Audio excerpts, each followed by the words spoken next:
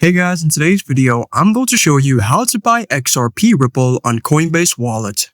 Let's begin. So once you open up the Coinbase wallet app, you are going to go to the buy section at the top.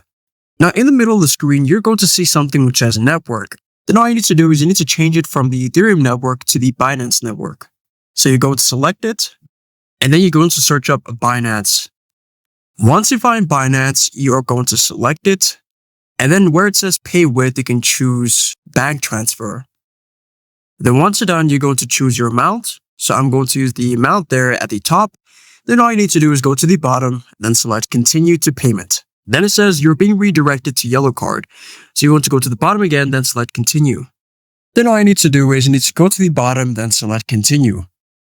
And then you have to provide the details to your bank account. And then they're going to charge your bank account in order to receive the XRP Ripple. And there you go. I hope this video was helpful for you, and I'll see you in the next one.